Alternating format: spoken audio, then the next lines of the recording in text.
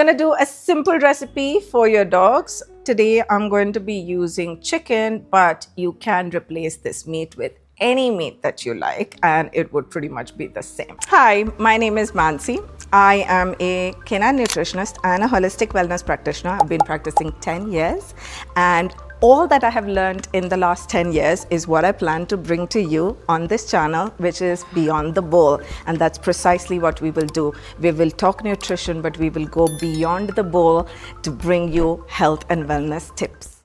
So what have we got here? I have got a whole half chicken, which means I've got the whole breast, I've got the wing, I've got the thigh, and I've got the leg.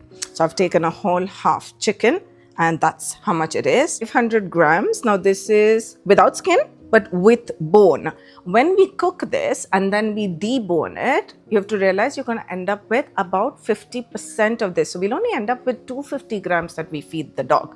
So the biggest mistake or the most common mistake that I see people making is that they catch the raw material of the meat, usually with bone in, and then think that, oh, we are feeding our dog half a kilo of chicken per meal. And it's not. It's 250 grams usually when we minus and deduct, because it will lose water weight and we will remove the bones. So we will show you that in the end. Now, next, I have gotten a nice mix of vegetables. Make sure that you do colors, okay? Why do we want the rainbow colors in our meal? It's mainly because they all come with different nutrient values. I've got bottle gourd here. It's a light green. It's very watery. It comes with a specific type of fiber, which is great for the gut bacteria.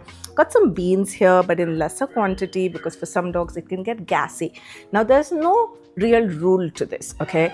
It is about trying a variety of different things and making a connection. If you see certain ingredients causing certain problems and you see it repeatedly, try removing that and seeing whether things get better.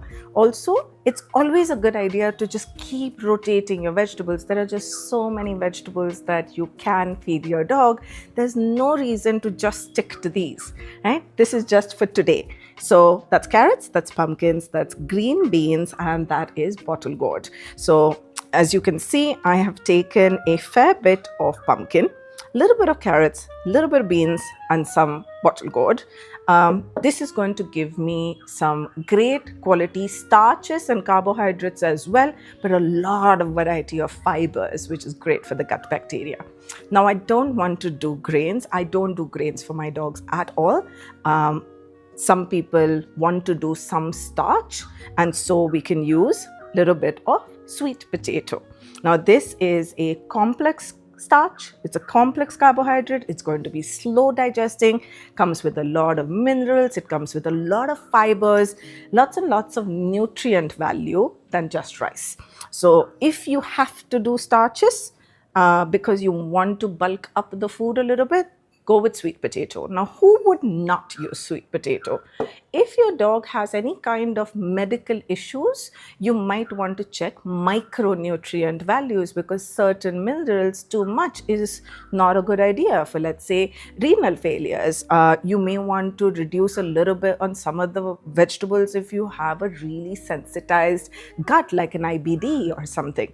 So this, please keep in mind, is a very generic recipe and a very, very generalized advice. Now, if you want to have something very specific for your dog's medical conditions or digestive conditions, then you really want to get something designed for your dogs. But this is for everyone else who just wants to try out a new recipe. What else? Here are our add-ons, right? Turmeric and pepper is a staple just because it's a great anti-inflammatory. You need the little bit of pepper in order for this curcumin to go into the system and really do its job. Pepper increases the bioavailability of turmeric up to 2000%. So a couple of pinches of this.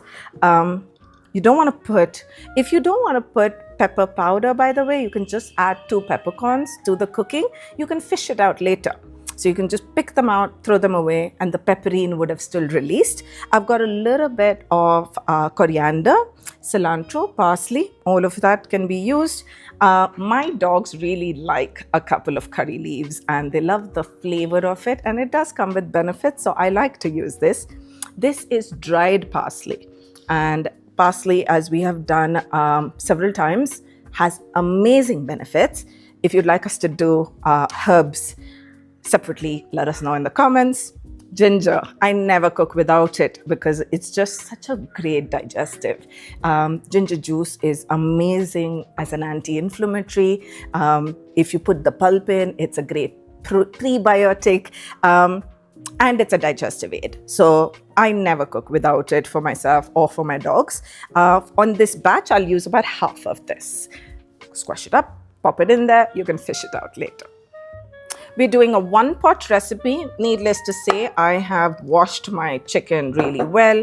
I have peeled my sweet potatoes and I have washed them, get all the mud out, and I'm going to, if you can see the proportions, this is about 500 grams as well, and so is the meat, right? And this I've barely put 75 grams in there. So I'm just going to put all of my vegetables in here. So 1/4 spoon of turmeric, 1 pinch of pepper, a very generous 4 or 5 pinches of the parsley, 2 curry leaves, 1 inch ginger squashed up, little bit of fresh coriander. Add some water on top. There's no need to put oil or any healthy fats into this. The chicken's going to release some fat. We will add healthy fats on top of the meal before serving.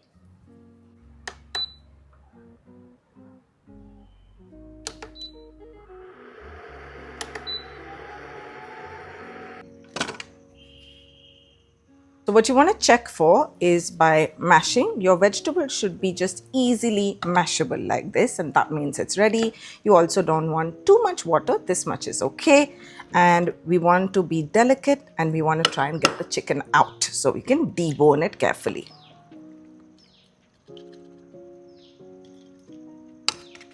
So wait till this has cooled down enough for you to be able to touch it. Remove the bones separately. In the leg bone, for vegetarians, definitely keep an eye on this. In the leg bone, apart from this bone, there's always this needle-like bone. So don't forget about it.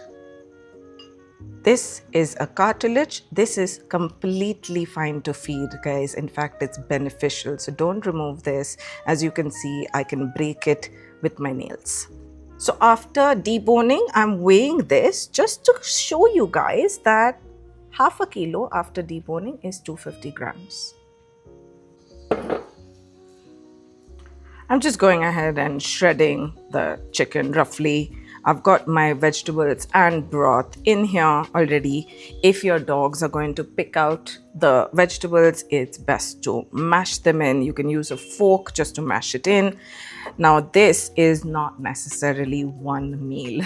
It could be for a really large dog, but this is just a little batch cooking, right? So the key takeaways from this is that you're always going to have a lot more protein because it's going to shrink, and especially if you debone it.